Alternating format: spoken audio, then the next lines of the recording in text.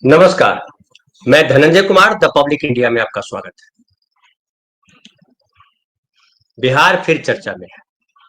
नीतीश कुमार चर्चा में है और चर्चा ये है कि क्या बीजेपी नीतीश कुमार की घेराबंदी कर रही है।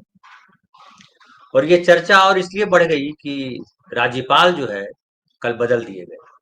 जो बिहार के राज्यपाल थे राजेंद्र अर्लेकर, उनको केरल भेज दिया गया और केरल के राज्यपाल आरिफ मोहम्मद खान को बिहार ले आया गया। आरिफ मोहम्मद खान, उनका मैं थोड़ा सा परिचय दे दूं कि वो उत्तर प्रदेश के हैं।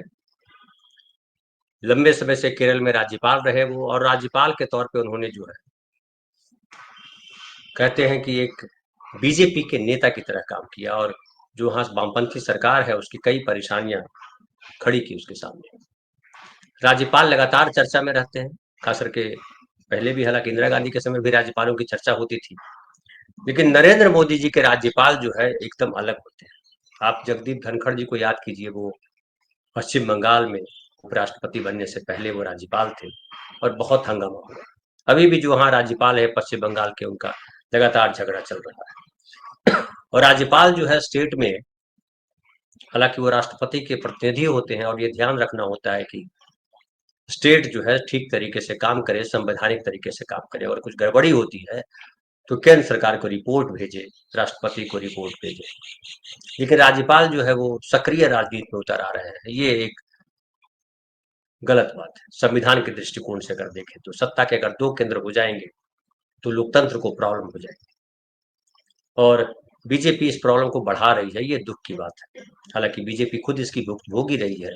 मोदी जी कहते भी हैं कि इमरजेंसी के समय क्या हुआ नहीं हुआ, लेकिन भुक्तभोगी अगर जो है, जो सत्ता का रंग देख चुका हो कि सत्ता गलत बिहेव कर रही है, वो वापस जब सत्ता में आए तो उसी तरह का बर्ताव करे तो दुख होता है। बीजेपी जो कर रही है वो दुखद है। आप उसको कांग्रेस ने ये किया और इंदिरा गांधी ने ये किया और फलाने ने ये किया, ये कह करके आप ढक नहीं सकते। लेकिन बिहार पे हम वापस आते हैं। बिहार में जो लाया गया आरिफ मोहम्मद खान को, उसको लेकर के कई सारे विश्लेषण चल रहे हैं। और आरिफ मोहम्मद खान इसके पहले बहुजन समाजवादी पार्टी में थे, उसके पहले कांग्रेस में थे, फिर बीपी सिंह के साथ रहे।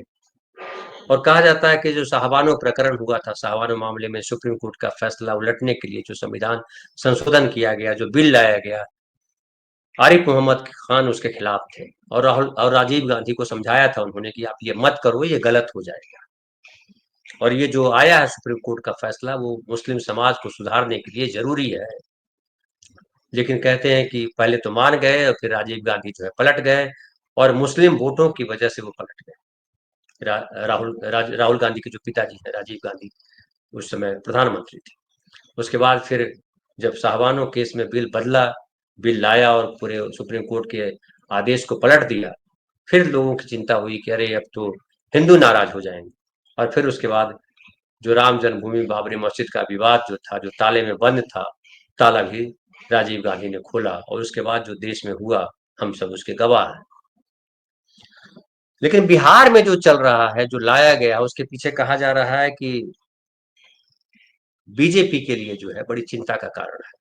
20 साल से नीतीश कुमार वहां मुख्यमंत्री हैं, 11 साल से प्रधानमंत्री हैं नरेंद्र मोदी, लेकिन बिहार में बीजेपी की सत्ता आ नहीं पाई है। बहुत जोर लगाया लेकिन सत्ता नहीं आ पा रही है। और नीतीश कुमार जब चाहते हैं धुलत्ती मार देते हैं बीजेपी को भी नहीं बख्शते हैं, और आरजेडी का दामन थाम लेते हैं। फिर कभी इंडिया गठबंधन के साथ चले जाते हैं। नरेंद्र मोदी के बहुत खिलाफ रहे वो। 2014 याद कीजिए, 2014 के समय जो है, चुनाव से पहले उन्होंने सरकार छोड़ दिया था, बीजेपी को हटा दिया था। बाहर से आरजेडी कांग्रेस ने समर्थन किया था और सरकार चली थी। बाद में वो अकेले चुनाव लड़े 2014 का चुनाव, और उसमें बुरी हार हुई नीतीश कुमार की, मात्र 2 लोकसभा सीट जीत पाए थे। फिर विधानसभा चुनाव लड़ा आरजेडी के साथ और बीजेपी को बुरी तरह पटकनी दी। देश में लगातार जो है नरेंद्र मोदी या कहिए बीजेपी का सिक्का बुलंद रहा, लेकिन बिहार में नीतीश कुमार चलता रहा। पिछले लोकसभा चुनाव की भी बात करें तो उसके पहले नीतीश कुमार जब इंडिया गठबंधन में थे और इंडिया गठबंधन से वापस आने की बात की जा रही थी, तो अमित शाह और तमाम नेताओं ने कहा था कि अब जो है उनके लिए दरवाजा बंद हो चुका है, नहीं आ सकते। लेकिन चुनाव से पहले नीतीश कुमार आ गए, फिर पलटी मार ली। पलटी मारने के नाम पे उनको जाना जाता है। और नीतीश कुमार आ गए और लोगों ने कहा कि अब नीतीश कुमार खत्म हो गए। उन्होंने अंतिम पारी खेल ली, अब नीतीश कुमार का कुछ हो नहीं सकता। सब लोग बहुत नाराज हैं।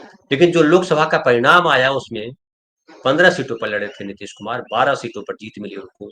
बीजेपी भी 16 सीटों पर लड़ी थी, एक सीट ज्यादा लड़ी थी, लेकिन उनको भी 12 ही सीट आई।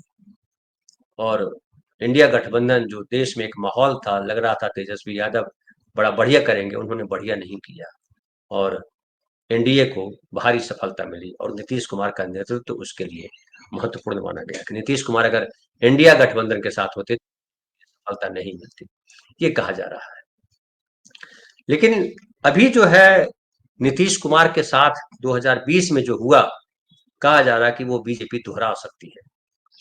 और 2020 को मैं थोड़ा याद दिला दूं आपको कि 2020 में नीतीश कुमार साथ भले लड़े थे, लेकिन बीजेपी ने चिराग पासवान को खड़ा करके उनको डैमेज करने की कोशिश की थी और डैमेज किया, काफी डैमेज किया। नीतीश कुमार 43 सीट से आ गए, बहुत नुकसान हुआ नीतीश कुमार को। और तब से नीतीश कुमार जो है फिर वापस गए आरजेडी के साथ, फिर जो है आरजेडी से आ गए, फिर यहाँ बीजेपी के साथ।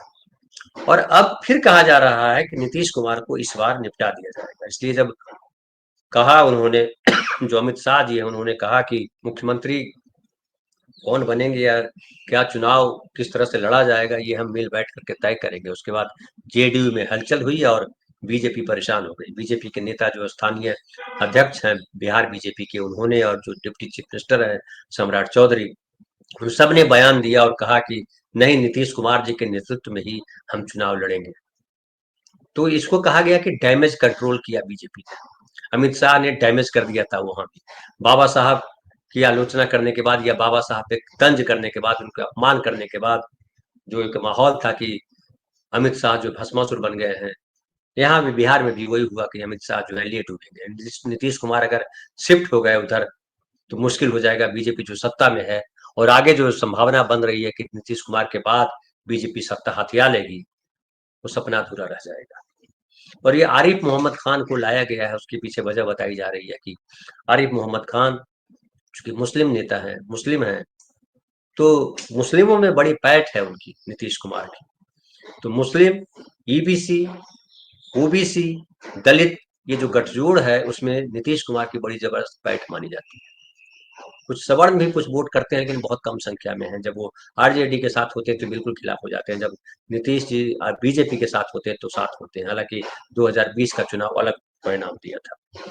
लेकिन मुस्लिमों को लेकर के जो उत्तर प्रदेश में बयानबाजी जिस तरह से होती है, उत्तर प्रदेश में जिस तरह से राजनीति हो रही है राष्ट्रीय स्तर पर, या कहिए असम में जिस तरह से हुआ, झारखंड में जिस तरह से मुसलमानों के खिलाफ जहर उगला गया, बिहार में नहीं हो पाता है। तो कह रहे हैं, कई विश्लेषक मान रहे हैं कि आरिफ मोहम्मद खान को इसलिए लाया गया ताकि मुसलमानों के खिलाफ इनके माध्यम से कुछ बात की जा सके और एक नीतीश कुमार के वोटर को, मुस्लिम वोट जो है उसको तोड़ने का प्रयास किया जा सकता है। और नीतीश कुमार को कमजोर करना बीजेपी का पहला काम है। हालांकि ये भी है कि नीतीश कुमार रहे तो सत्ता में हम रहेंगे, क्योंकि अगर नीतीश कुमार कमजोर हुए तो बीजेपी को भी पता है कि नीतीश कुमार के कमजोर होने का मतलब है कि सत्ता हाथ से चली जाएगी। और जो आरिफ मोहम्मद खान को जो लाया गया, हालांकि लोग ये भी कह रहे हैं कि आरिफ मोहम्मद खान और नीतीश कुमार पुराने दोस्त हैं, बीपी सिंह के साथ जो है मंत्रिमंडल में थे। लेकिन राजनीति में कोई किसी का दोस्त नहीं होता है, राजनीति में सबके अपने अपने दाव होते हैं, सबकी अपनी अपनी चाल होती है। और नीतीश कुमार का जो अनुभव है दोस्ती का वो अच्छा नहीं है। नीतीश कुमार ने पहले जो है आरसीपी सिन्हा पे भरोसा किया था और आरसीपी सिन्हा ने भी जो है उनकी जड़ खोदने की कोशिश की, बाद में उनको अलग किया गया, पार्टी से निकाला गया।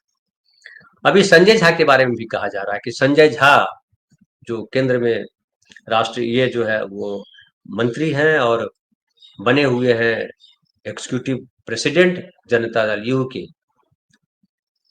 उनको लेकर के असहज हो रही है स्थिति। और कहा जा रहा है कि वो बेसिकली बीजेपी के ही आदमी हैं जो बिठाए गए हैं, ताकि समय मिलने के बाद, चूंकि एग्जीक्यूटिव प्रेसिडेंट है तो वो जो है अपने पसंद के कुछ उम्मीदवार खड़े कर सकते हैं, और अगर कहीं ऐसा कुछ बना जहां लगा कि बीजेपी तोड़ फोड़ करके सरकार बना सकती है तो वो काम आएंगे संजय झा, ऐसा बता रहे हैं। लेकिन ये भी है कि नीतीश कुमार क्या इन चालों को नहीं समझ पा रहे हैं? क्या नीतीश कुमार इतने कच्चे खिलाड़ी हैं? और कच्चे खिलाड़ी होते तो नीतीश कुमार के बारे में मैं खास तौर पे बोलता हूँ, हमारे साथी संजीव चंदन भी बोलते हैं कि नीतीश कुमार देश की राजनीति में एक ऐसे व्यक्ति हैं जिन्होंने विपक्ष को जब चाहा बदल दिया, सत्ता पक्ष को भी बदल दिया। मुख्यमंत्री वही रहे लेकिन उनके जो साथी रहे वो बदलते रहे। जीत करके आए हो आरजेडी के साथ सरकार बना ली, बाद में जो है बीजेपी के साथ, जीत करके आए बीजेपी के साथ सरकार बना ली आरजेडी के साथ, मुख्यमंत्री वही रहे लेकिन उनके साथी बदलते रहे, यानी विपक्ष को उन्होंने खत्म कर दिया। और विपक्ष जो है वो इंतजार कर रहा है कि नीतीश कुमार किधर होंगे। ये भी एक सच्चाई है। ये नीतीश कुमार की अपनी राजनीति है, उनको आप पलटू राम कहें, उनको कुर्सी से चिपका हुआ व्यक्ति कहें, लेकिन ये भी एक अलग किस्म की राजनीति है कि वो सत्ता को अपने हिसाब से हैंडल करते हैं। उनके पास इतनी सीटें नहीं होती कि अपने दम पर सरकार बना पाए। इस तरह से जातीय समीकरण भी उनके पास नहीं है, जैसा बीजेपी के पास आरएसएस जैसा संगठन है वो भी उनके पास नहीं। बावजूद इसके आरएसएस और बीजेपी की 20 साल में चलने नहीं दी है, ये नीतीश कुमार की काबिलियत है। और मुसलमानों में भी उनकी उसी तरह पैठ है। मुस्लिम समाज के लिए जो उन्होंने किया है वो मुस्लिम समाज भी उनको याद करते हैं कि चाहे वो कब्रगाह या मस्जिद या और जो वक्फ बोर्ड की जो जमीन है उसको सुरक्षित करने का काम, बाउंड्री करने का काम जो नीतीश कुमार ने, जिस तरह से नीतीश कुमार सरकार ने किया है वो देश के दूसरे हिस्सों में नहीं हुआ है। इसके अलावा जिस तरह से बीजेपी को कंट्रोल करके रखा है बिहार में नीतीश कुमार ने, वो दूसरे स्टेट में कहीं नहीं है। और अगल बगल का स्टेट देख लीजिए कि जिस तरह से आग उगला गया, जहर उगला गया मुसलमानों के खिलाफ। पश्चिम बंगाल चले जाइए, आप उड़ीसा चले जाइए, आप झारखंड चले जाइए, आप असम चले जाइए, आप उत्तर प्रदेश आ जाइए, इन प्रदेशों से बिहार घिरा हुआ है। तमाम प्रदेशों में बीजेपी है और बीजेपी जहर उगलने में आगे रहती है, कहीं संकोच नहीं करती है। लेकिन बिहार में कोशिश करती है बीजेपी, लेकिन दबा दी जाती है। पिछले दिन याद कीजिए गिरिराज सिंह ने कहा कि वो जो है हिंदू जागरण अभियान शुरू कर रहे थे, लेकिन उसका भी कोई चर्चा नहीं हो पाई और वो बीच में ही कहीं अटक गया मामला, कुछ हुआ नहीं। हिंदू जागरण अभियान से हिंदू जागे नहीं। नीतीश कुमार ने शायद उनको कहा होगा कि भैया हिंदू जागे हुए हैं, ज्यादा जाग जाएंगे तो आप किनारे हो जाएंगे। क्योंकि आरक्षण और जो है नीतीश कुमार को इसलिए याद किया जाता है कि सामाजिक न्याय के मसले पे या जो है शासन के मसले पे नीतीश कुमार ने जिस तरह से शासन किया है, महिलाओं को लेकर के, ओबीसी को लेकर के, ईबीसी को लेकर के, तमाम जातियों के बीच जो समावेशी राजनीति शुरू करते हैं, समावेशी राजनीति में नीतीश कुमार अव्वल साबित हुए हैं और उन्होंने परफॉर्म करके दिया है। चाहे महिला के सवाल हो या और दूसरे सवाल।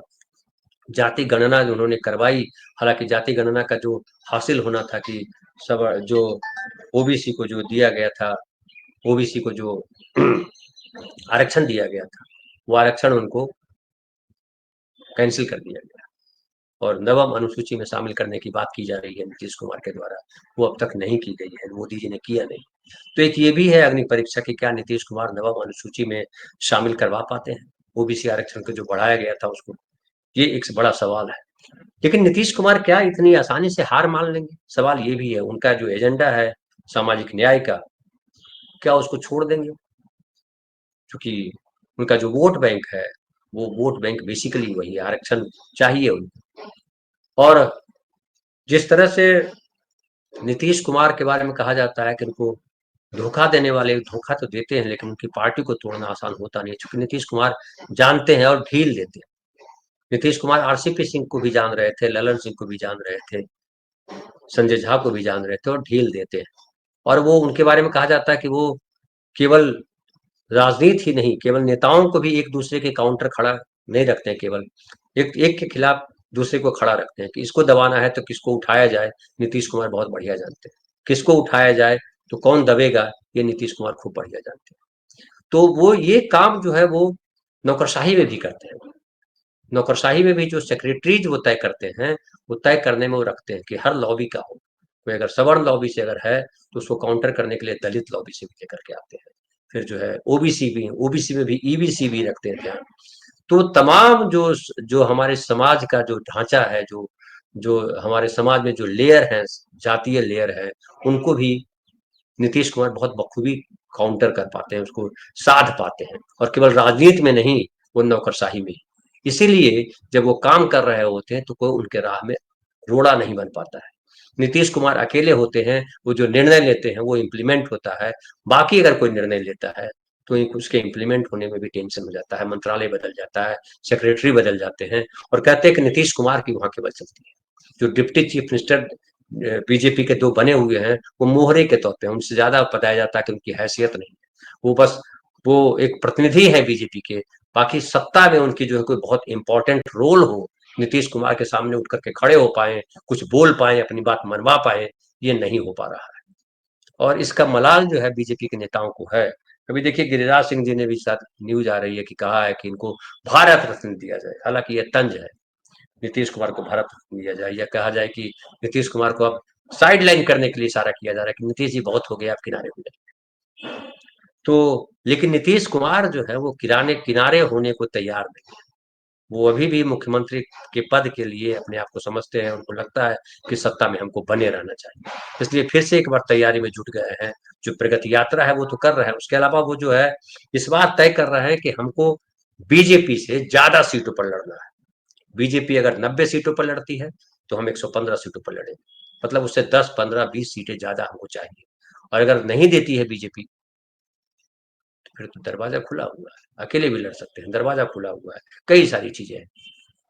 तो नीतीश कुमार आसानी से बीजेपी को सत्ता हस्तांतरण करने को तैयार नहीं है कि बीजेपी को आसानी से सत्ता दे दे, और वो किसी को नहीं देने वाले हैं सत्ता आसानी से, इसलिए। और उनको लगता है कि अभी भी उनमें उनमें वो इच्छा है या कहिए कि उनमें महत्वाकांक्षा है कि उनको लंबे समय तक अभी मुख्यमंत्री बने रहना है। तो 2025 के चुनाव में हालांकि अभी वक्त है, लेकिन जो दाव है वो खेला जाने लगा है। बीजेपी ने राज्यपाल को लाकर के दाव खेला, एक और दाव दाव खेला, अभी अभी कई और दाव खेले जाएंगे, लेकिन नीतीश कुमार बेहद अलर्ट हैं। और नीतीश कुमार जब अलर्ट होते हैं तो बाकी दलों को बेचैनी हो जाती है। बीजेपी की परेशानी यही है। फिलहाल इतना ही, बहुत बहुत धन्यवाद, कल फिर मिलेंगे नए विषय के साथ। धन्यवाद।